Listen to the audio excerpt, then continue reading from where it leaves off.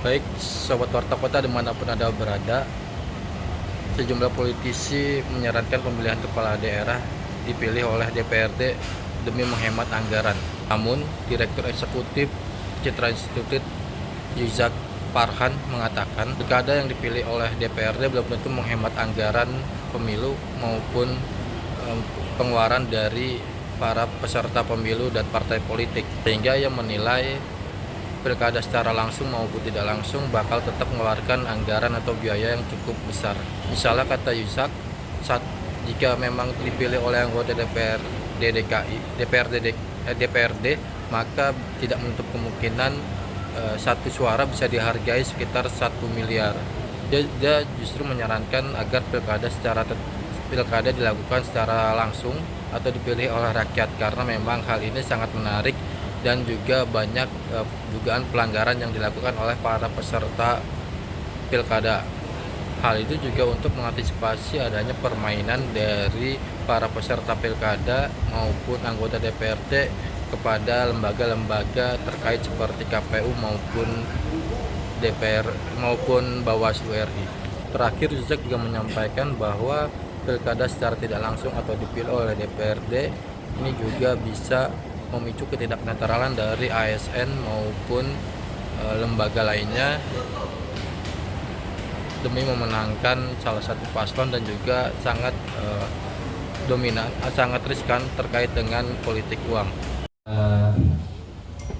Ada amanat dari pasal 157 UU Pilkada yang menyatakan bahwa melihat kondisi regulasi pemilu yang ada sekarang ini, kalau kita merujuk dan kalau reasoningnya, argumentasinya adalah pilkada langsung biayanya lebih mahal, menurut saya belum tentu juga, karena partai-partai politik ini kan pinter-pinter juga ya. Kalau dipilih oleh DPRD, katakanlah dia cuma butuh suara separuhnya, ya katakanlah misalnya butuh 30 suara, ya bisa jadi harga satu suara 1 miliar, sama saja sebetulnya kan.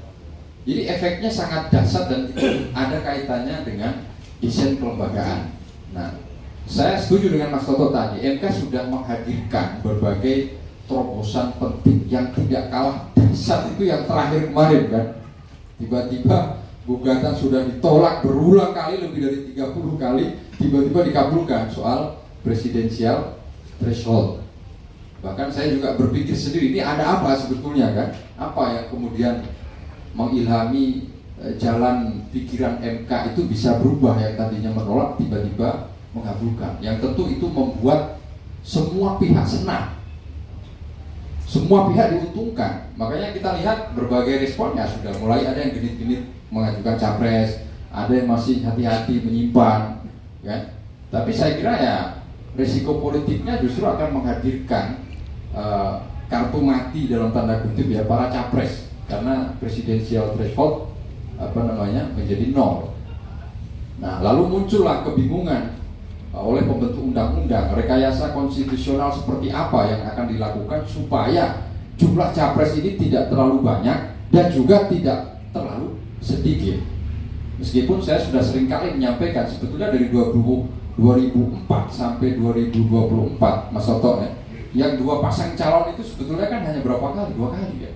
2004 5 pasang, 2009 3 pasang, 2014 19 2 pasang, 2024 3 pasang kan. Jadi kalau itu disebut oleh MK sebagai kecenderungan, ya kecenderungan harusnya kan mayoritas. Masa 2 dari 5 disebut kecenderungan? Toh faktanya koalisi juga sulit dibatasi. Akhirnya muncul rekayasa konstitusional, salah satu opsinya adalah membatasi koalisi, misalnya harus sekian persen dari jumlah total kursi. Ya sama halnya itu ada pembatasan. Tapi lepas dari itu, saya kira itulah upaya MK ya, untuk menghadirkan keadilan tadi ya, seraya memulihkan atau merehabilitasi kelembagaan yang dianggap pernah rusak dalam tanda kutip ya, gara-gara putusan soal cawapres kemarin kan, Mas Gibran itu. Jangan lupa subscribe ya.